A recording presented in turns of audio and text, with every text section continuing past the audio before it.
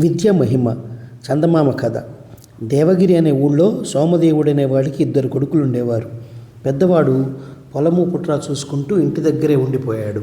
రెండవ వాడు జయదేవుడు విద్యాభిలాషతో ఇల్లు విడిచి తగిన గురువులు వెతుక్కుంటూ దేశ సంచారం బయలుదేరాడు. జయదేవుడు తిండి లేకుండాను సరి అయిన నిద్ర లేకుండాను చాలా కాలం ప్రయాణం చేసి చివరకు ఒక గ్రామంలో హరిశర్మ అనే ఆయన ఇంటి ముందు శోష వచ్చి పడిపోయాడు. హరిశర్మ జయదేవుణ్ణి తన ఇంటి లోపలికి తీసుకుపోయి తాగడానికి నీరిచ్చి స్నానం చేయించి భోజనం పెట్టి అతడి సమాచారం అంతా తెలుసుకున్నాడు. జయదేవుడు విద్యాభిలాషతో ఇల్లు వదిలిపెట్టి మంచి గురువు కోసం తిరుగుతున్నాడని విని హరిశర్మకు చాలా సంతోషమైంది. ఆయన గొప్ప పండితుడు. అందుచేత జయదేవుణ్ణి 3 ఏళ్ల పాటు తన ఇంటనే ఉంచుకొని భోజనం పెట్టి చదువు చెప్పాడు. జయదేవుడు సూక్ష్మబుద్ధి కావడం చేత ఆ 3 ఏళ్ల కాలంలోనే గురువుగారికి తెలిసిన విద్యలన్నీ నేర్చేసుకున్నాడు. తర్వాత హరిశర్మ జయదేవుడితో, నాయన, ఇంకొక గురువు దగ్గర కొన్ని విద్యలు నేర్చితే గానీ నీ చదువు పూర్తి కాదు. ఆ గురువు ఒక కోయరాజు. అతను నీకు చోర విద్య, వేట మొదలైనవన్నీ నేర్పుతాడు. అతడి దగ్గరికి ఎలా వెళ్ళాలో నేను చెబుతాను అన్నాడు. హరిశర్మ చెప్పిన మార్గాన బయలుదేరి జయదేవుడు కోయరాజు వద్దకు వెళ్ళాడు. హరిశర్మ పంపిన శిష్యుడని తెలుసుకుని కోయరాజు జయదేవుణ్ణి తన వద్ద 1 సంవత్సరం పాటు ఉంచుకొని దొంగతనాలు చేయడము, దొంగలను పట్టడము, మృగాల జాడలు తెలుసుకోవడము, వేటాడడము మొదలైన విద్యలన్నీ నేర్పాడు. ఈ విధంగా సకల విద్యలు నేర్చి జయదేవుడు ఇంటి మార్గం పట్టి వస్తూ ఒకరోజు ఒక గ్రామం చేరి ఒక బ్రాహ్మణ గృహంలో మంచినీరిమ్మని అడిగాడు. ఆ ఇంటి యజమాని జయదేవుణ్ణి లోపలికి ఆహ్వానించి అతిథి సత్కారమంతా చేసి అతని సంగతి అంతా తెలుసుకుని, అబ్బాయి, నీ విద్యా కౌశలం పరీక్షించడానికి ఒక ప్రశ్న అడగనా అన్నాడు చిన్నగా నవ్వుతూ. అడగండి అన్నాడు జయదేవుడు ఉత్సాహంగా. నీవు రాకమునుపు ఈ ఇంటికి ఎవరు వచ్చారు? ఈ ఇంటి ముందుగా ఎవరెవరు వెళ్ళారు? చెప్పు చూద్దాం అన్నాడు ఇంటి యజమాని. జయదేవుడు లేచి బయటికి వెళ్ళి కొంతసేపు అయ్యాక తిరిగి వచ్చి, నేను రాకపూర్వం మీ ఇంటికి 4 వ్యక్తులు వచ్చారు. వారు రాజభటులో సైనికులు అయి ఉంటారు. వారు మీ ఇంటి నుంచి బయలుదేరి ముందుకు సాగిపోయారు. వారికన్నా ముందుగా ఒక మనిషి మీ ఇంటి ముందుగా వెళ్ళాడు. వాడి నెత్తి మీద ఒక బొగ్గుల మూట ఉన్నది. వాడేదో దొంగతనం చేసుకుంటాడు అని ఇల్లుగల బ్రాహ్మణుడితో అన్నాడు. ఈ మాటలు విని బ్రాహ్మణుడు నిర్ఘాంతపోయి, మా ఇంటికి 4 రాజభటులు వచ్చిన మాట వాస్తవం. జరిగిందేమంటే, రాణిగారి రత్నం ఒకటి దేవాలయం ప్రాంతాల పడిపోయింది. అది పోయిందని తెలిసి వెతికే లోపుగా దాన్ని ఎవరో కాజేసేశారు. అందుచేత రాజభటులు అందరి ఇళ్లకు వచ్చి సోదా చేశారు. అలాగే మా ఇల్లు కూడా సోదా చేశారు. కానీ పోయిన నగ దొరకలేదు.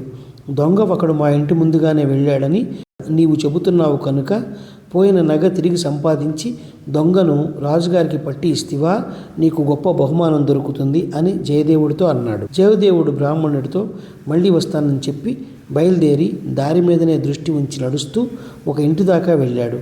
అది ఒక స్వర్ణకారుడి ఇల్లు.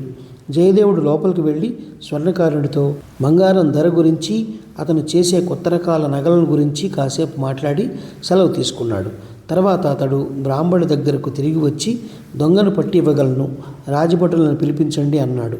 బ్రాహ్మణుడు రాజభటులకు కబురు పంపి జయదేవుడితో, అయితే నాయనా, ఇదంతా నీవు ఎలా కనుక్కోగలిగావు అని అడిగాడు. సైనికులు, యుద్ధ విద్య నేర్పిన భటులు నడిచేటప్పుడు వారి అంగలు ఒకే ప్రమాణంలో ఉంటాయి.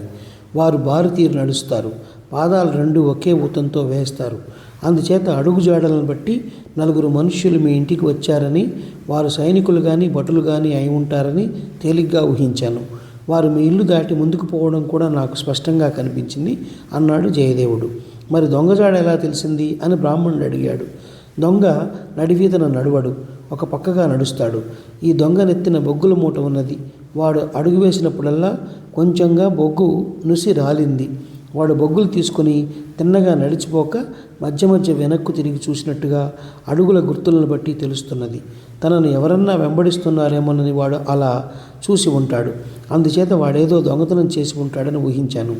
అది కాక రాజభటుల అడుగుల జాడల కన్నా ఈ దొంగవి కొద్దిగా చెరిగి ఉన్నాయి. అందుచేత వాడు ఇటుగా వెళ్ళి 1-2 గడియలు ఎక్కువ కాలమైంది. ఈ మధ్యలో ఇంకొక దొంగతనం ఏది జరగలేదు కనుక రాజభటులు వెతుకుతున్నది ఈ దొంగ కోసమే అయి ఉండవచ్చు అన్నాడు జయదేవుడు. వీళ్ళు ఇలా మాట్లాడుతుండగానే రాజభటులు వచ్చారు. జయదేవుడు వారిని స్వర్ణకారుడి ఇంటికి తీసుకుపోయాడు.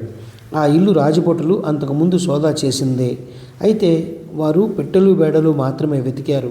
కానీ దొంగలు ఏదన్నా దాచిపెట్టడానికి ఏదో ఒక కంతలో పూడ్చి పెడతారు.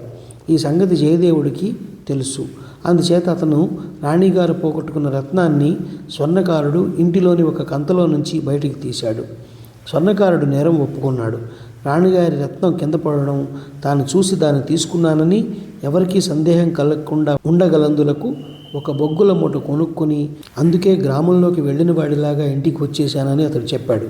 రాజుగారు నగ దొరికినందుకు చాలా సంతోషించి జయదేవుడికి మంచి బహుమానం ఇచ్చాడు.